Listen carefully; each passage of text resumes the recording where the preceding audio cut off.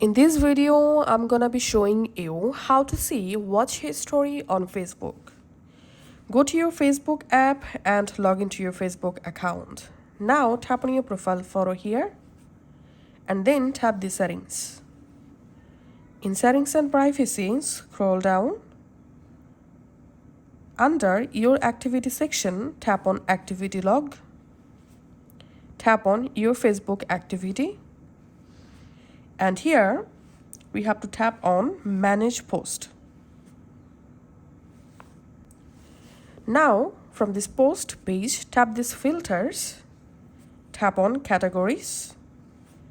And here, if you want to see all of your live videos watch history, select live videos you have watched, or you can select videos you have watched.